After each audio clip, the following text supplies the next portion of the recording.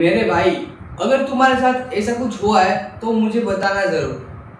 पूरा दिन ऐसा लगता है कि बॉडी में कुछ एनर्जी ही नहीं है, या फिर ऐसा तुम्हें फील हो रहा है काम पड़े है लेकिन तुम घंटों तक अपने बेड पे एक लीचड़ की तरह, पैरासाइट की तरह फोन पे चिपके हुए पाते हो। काम है लेकिन टाल रहे हो, और बहाना क्या है कि मेरी बॉडी में एनर्जी नहीं है, बहुत थके हुए फील कर रहे हो। इस सिस्टम फिजिकल टायर्डनेस का नहीं है, तुम फिजिकली टायर्ड नहीं हो। और मैं ये सच कह रहा हूँ, तुम्हें सोच के अजीब लग रहा होगा कि ये बंदा ऐसा क्यों कह रहा है। अगर मैं थका हुआ हूँ तो थका हुआ होगा, राइट। लेकिन मैं ये कह रहा हूँ कि तुम थके हुए हो, हाँ तुम सही हो, लेकिन तुम फिजिकली थके हुए नहीं हो। और इसका रीजन कोई नॉर्मल चीज नहीं है, इसका रीजन बहुत ज्यादा डीप है। ये कोई नॉर्मल चीज नहीं है।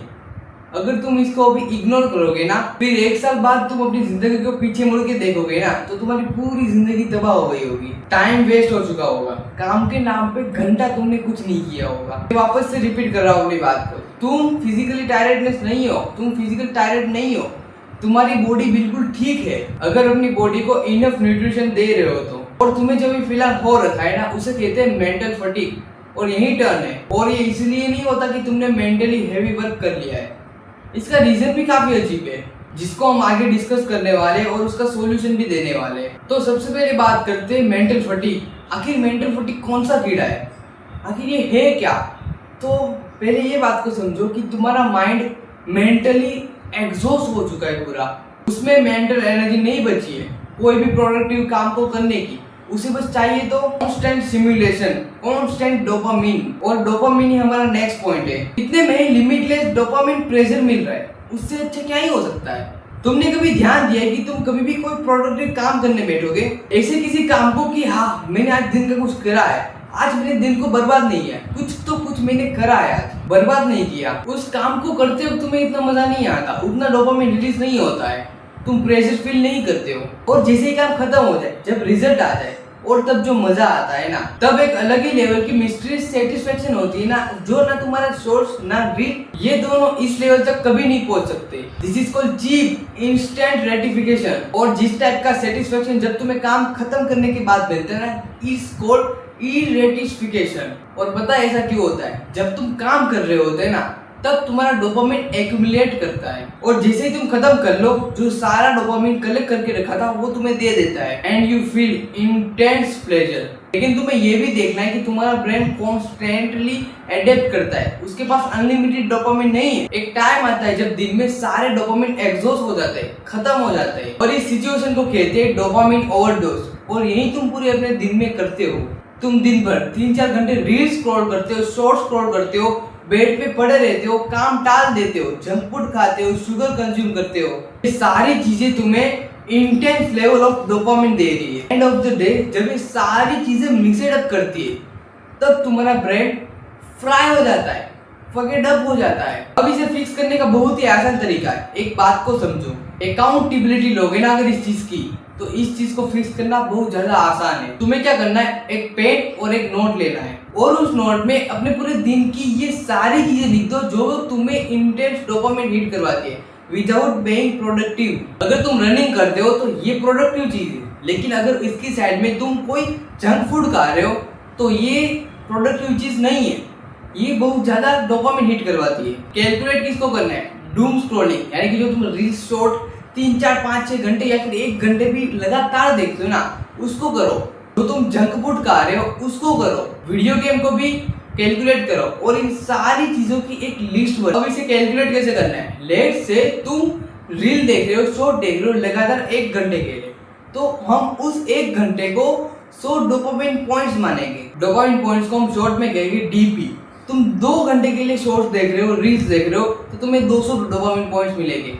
तुम 4 घंटे के लिए शॉर्ट्स या फिर रील देख रहे हो, तो तुम्हें 400 डीपी मिलेगी। डोपामिन पॉइंट्स का मतलब है कि ये तुम काम करने के बाद कितना प्रेशर फील करते हो। अगर तुम 1 घंटे के लिए डूम स्क्रॉलिंग करते हो तो तुम्हें 200 डोपामिन पॉइंट्स मिल रहे हैं, और अगर तुम बस एक बार जंक फूड खा रहे हो तो भी तुम्हें 200 डोपामिन पॉइंट्स मिल रहे हैं। अब इन सारी हरकतों पर certain amount of dopamine points sign कर दो। मैं ये देख रहा हूँ, मैं ये कर रहा हूँ, तो मुझे इतने डोपामिन मिल रहे हैं at the time. By the end of the day तुम कल से ये कैलकुलेट करना स्टार्ट करो कि तुम कितने डोपामिन पॉइंट्स उड़ा चुके हो सकता है 1500 होगा, 1600 होगा, 1700 होगा।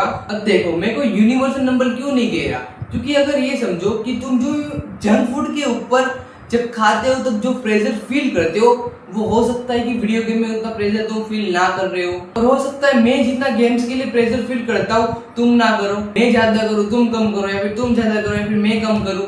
तो ये यूनिवर्सल नहीं है, ये सब्जेक्टिव पे डिपेंड करता है। तो ये मैं तुम्हारे ऊपर छोड़ रहा हूँ, तुम लिख लेना और अपने हिसाब से डोपामिन असाइन कर लेना, और उसके बाद उस लिस्ट के हिसाब से अगले दिन कैलकुलेट करो। लेट्स से कि तुमने 2000 डोपामिन पॉइंट्स हीट कर दिए जब तुम अनप्रोडक्टिव डे, तब तुमने कुछ नहीं किया था, बस ऐसे ही लीचर की तरह पड़े रहे थे। तो उस टाइम पे ये करना है कि तुम्हें एम करना है अगले दिन का 1800 डोपामिन पॉइंट्स हीट करने का। एंड एट द मोमेंट जब तुम 1800 डोपामिन पॉइंट हीट करो, तुम्हारी लिस्ट के हिसाब से बंद कर दो और कोई भी वैसा काम मत करो जो तुम्हें एक्स्ट्रा डोपामिन दे रहा हो। और जैसे मैंने कहा कि पहले 1800 का एम करना है, 1700 का करना है, 1500, 1000, फिर ऐसे करते करते 400 500 तक ले आओ।